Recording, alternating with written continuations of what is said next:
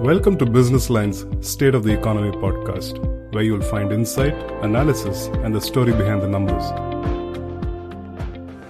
Hello and welcome to another episode of the State of Economy podcast with the theme of marketing.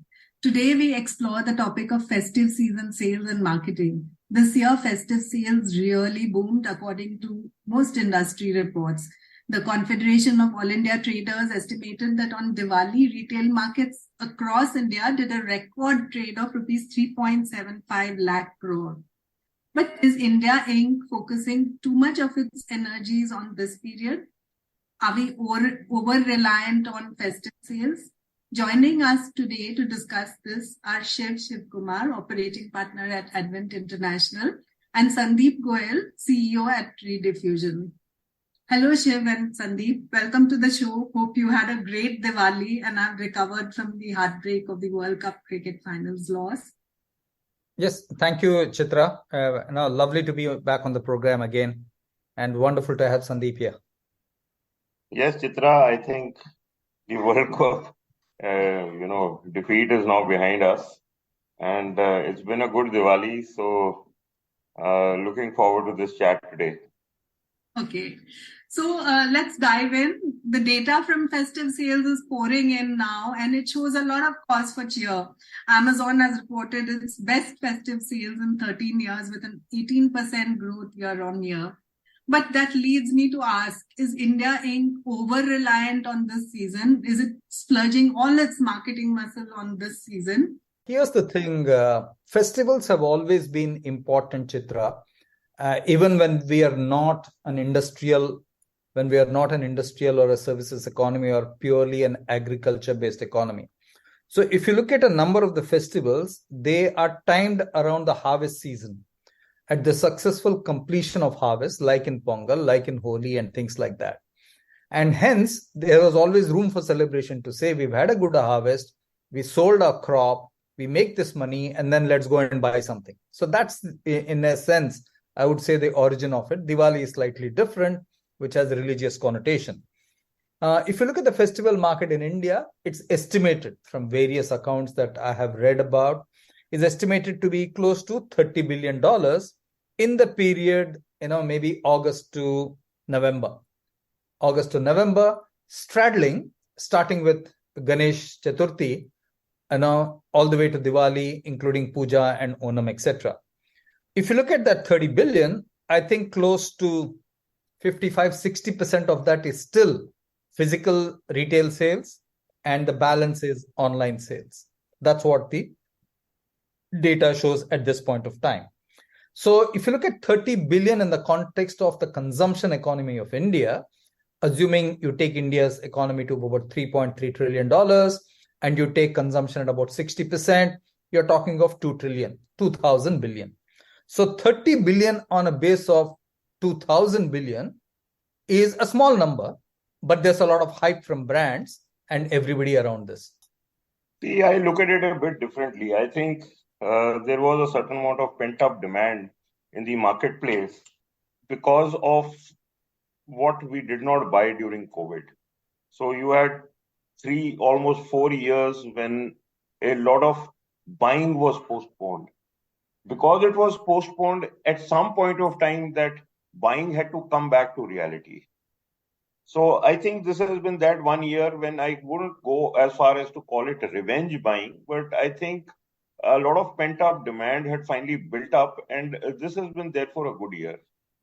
Also, interestingly, this year, while it may not be a direct factor every year, the fact that cricket and Diwali came together, and therefore a lot of the money that was being poured into cricket was poured in during the festive season, also seems to have helped the boom in sales. So two things: one, the fact that there was a build-up of demand over the last 3-4 years, which has fructified this year, and two, the fact that the World Cup and Diwali kind of coincided, and there was the Asia Cup before that and this. So a lot of the cricket monies got poured in at just the right time for Diwali, perhaps, accelerating a lot of the consumer buying. Okay. So, what were the broad consumption trends that you noticed? I mean, this time a lot of people have said that the consumer behavior was slightly different. For instance, apparel apparently has not done as well as expected, whereas other categories, consumer electronics, etc., have really done well. And I think Sandeep, Rediff has also done some kind of study on tier 2 and tier 3 markets, right? I mean, so if you can talk about the consumer behavior during this period. See, we had put out this Bharat Lab report. Bharat Lab is our think tank, which is a joint venture between Rediffusion and the University of Lucknow. And we are now very closely kind of monitoring the tier 2, tier 3 markets in the Hindi heartland.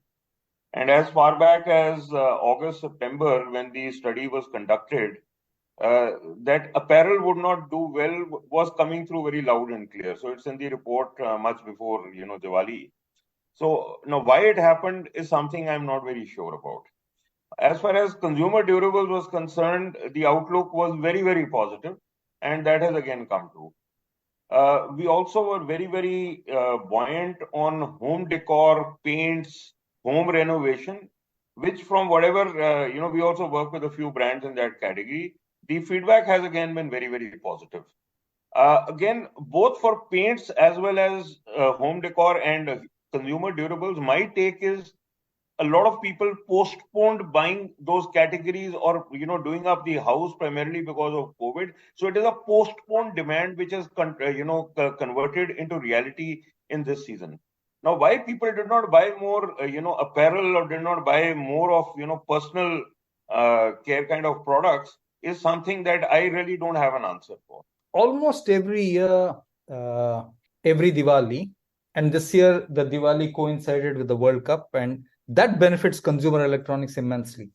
If you look at the television business, which is the cornerstone of the consumer electronics industry, it benefits with every football World Cup and every cricket World Cup. Football World Cup much more in Goa, Kerala and the Northeast. Cricket World Cup is across the board where people upgrade. So consumer electronics typically tends to do very well in all Diwali. And this year with the added World Cup was better. Gold tends to do well all the time in every function, in every festival. I think vehicles are doing exceedingly well right now. Homes are also doing well. The one which you mentioned, apparel not doing well, is basically because I think the online people have run many of these, not for reason sale, no reason sale, etc.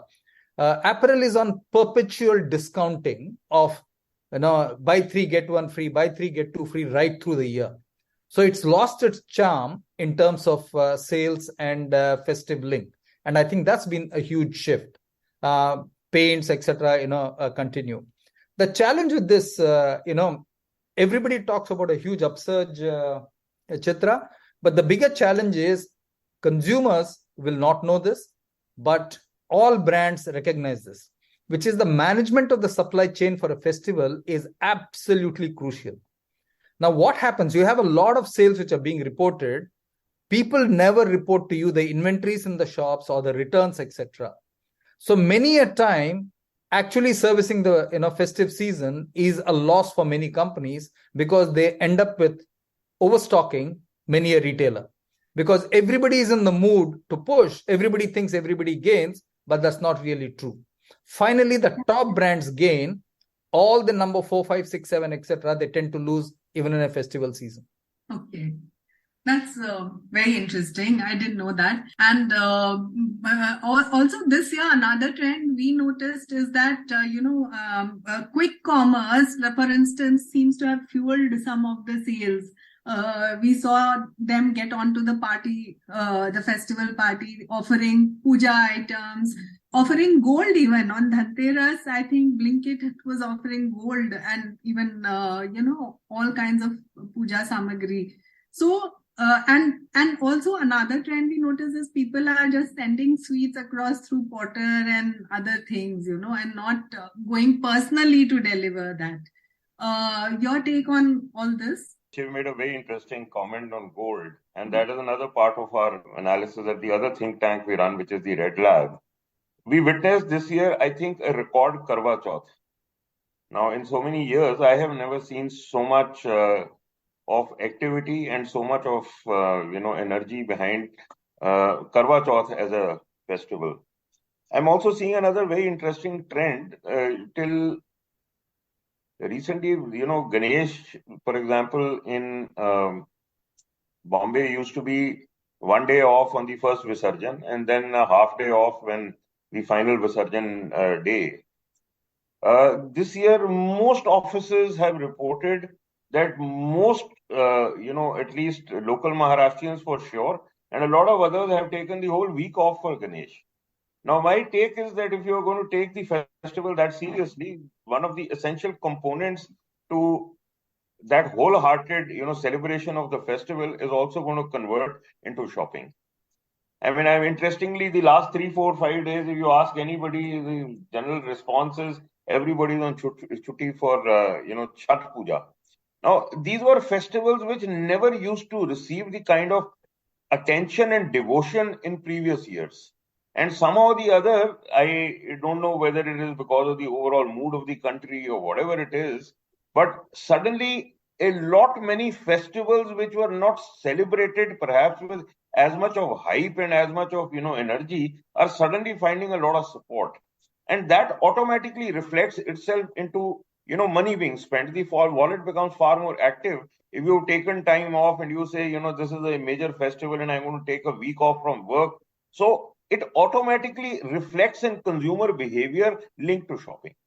But Shiv, do you think that it is the marketers who have caused this smaller festivals to become like national events? Yeah, so I think that's a great point that Sandeep makes. I think the advent of social media and the internet has always been local. The advent of social media and a number of services coming together has helped almost every single small festival. So let me explain. The advent of EMI and quick commerce is great, absolutely great for even things like sweets. I want to send you a box of sweets, Chitra. I can do it almost immediately, instantaneously. Next is innovation helps around every Diwali, and I've noticed this.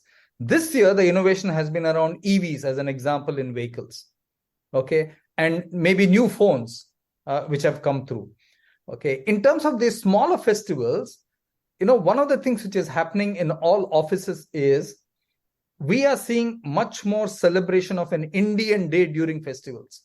Almost all the women turn up in saris or lovely salwar kurtas, and then you have men in lovely jewelry, lovely footwear, all kinds of things. So we are celebrating a lot more, as a result of which some brand, I believe some apparel brand should actually have a day for Indian Clothes Day. And nobody's done that. Everybody's done Casual Friday. Everybody's done that. But I think with nationalism on the rise, I think that's big. The other point I want to make here is that, the upper crust of Indian society, people who are in the top strata, etc., their kids go to a lot of IB schools and top schools. One of the kind of things that we are importing as a result of this type of education is Western festivals or Western celebrations like Halloween, as an example. You won't believe it, in almost every upmarket society across the country, kids go from home to home on a trick or treat. So we are also importing some of these so-called festivals and celebrating them because of young kids. So even that is going through very, very well right now. So I think it's the internet and social media which is actually leading to the celebration of many, many of these festivals. Okay, interesting. And now, this is an advertising question. This is the season when I think maximum advertising happens. Brands put out these tearjerker of stories, all human goodness and those kind of values and all. But are we seeing too much of a templated script in the storytelling around Diwali and Dussehra? Anything that stood out as different for you, Sandeep? I don't know. I think your observation on that is pretty accurate. Most of the stuff is pretty templated, and then except for somebody or the other who will buy a little bit of new technology and say I'm personalizing advertising, for my retailers or whatever. There have been a few brands which have attempted that.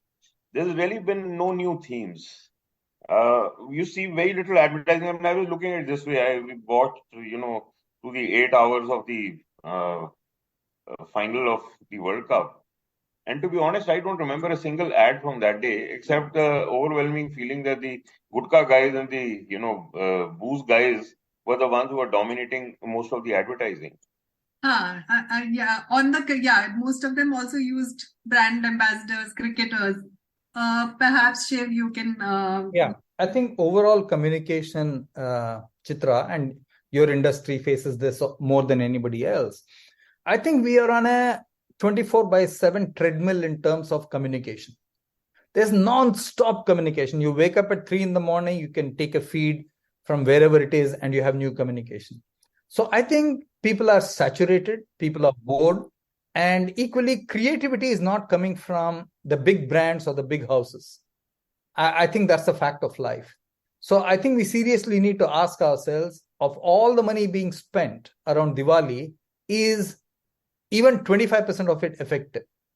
I'm not sure it is at this point of time.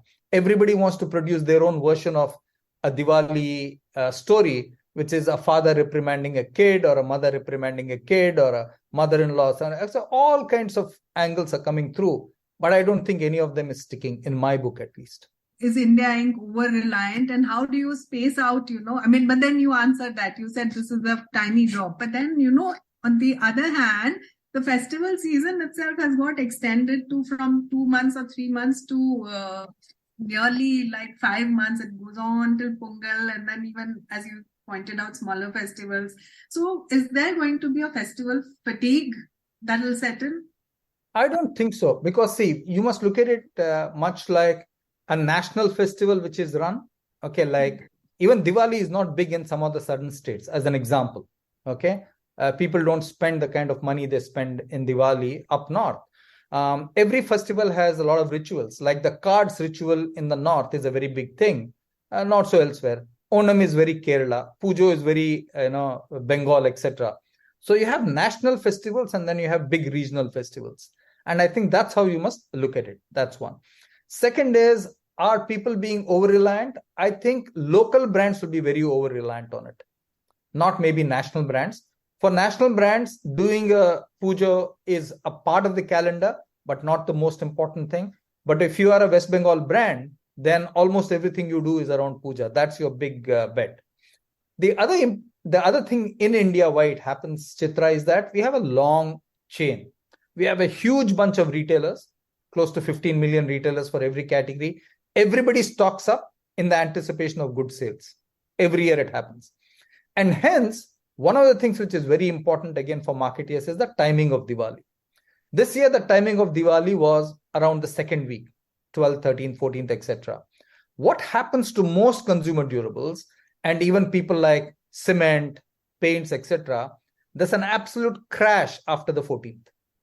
The October sales would have been very, very good because everybody's pumping in stocks and building their stock turnover ratios.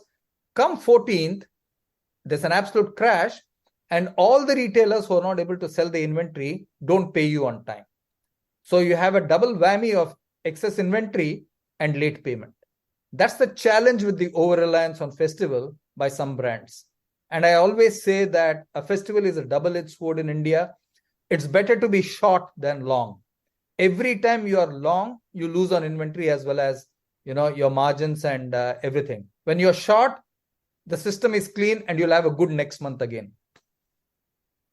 The biggest change that has happened in advertising is that with the advent of the internet and with the advent of digital and social media, today every brand, I think, is calendarized. So every social media manager at the client's end and his counterpart in the agency are kind of duty bound today to be putting out posts running into every festival, big, small, indifferent. So the quantum of work related to festivals has gone up many folds. Earlier we used to produce one big brand film for Diwali, and that was the end of, most of the hard work that was related to the brand. 2 or 3 months before the, actual advent of the Diwali season, there would be a lot of work on POS and so on and so forth, depending on which industry you were, focused on. Today, more festivals means a humongously larger number of posts that have to go out. And today clients are no longer satisfied with putting a picture and a couple of lines under it. So you need a video for everything and so on and so forth. So perhaps, Shiv, you can... All festivals have tradition, and some traditions have produced results in the past, some haven't. A good example of that, Chitra, is the Muhurat trading, the stock market. An analysis of the last 5 to 7 years has shown that there is no impact of the festival, on the stock market. Zero. And this has been studied across all the BRICS countries. Zero impact of any festival. Some people tend to buy shares and push up the price before the festival, but after that it evens out. So some of these traditions are folklore, where everybody says, hey, we need to buy, things will go up, nothing happens. So I think with the advent of internet, with the advent of EMI, with the advent of quick commerce, with the advent of many, many no-reason sales by all the internet guys, I think you're seeing much more evening out of sales. There will always be a spurt during festival times, but I don't think it's the be-all and end-all of brands. Thank you, Shiv and Sandeep, for an insightful session on festive sales and marketing. Thank you, listeners, for tuning in. We'll be back again next month with another episode of State of Economy Marketing.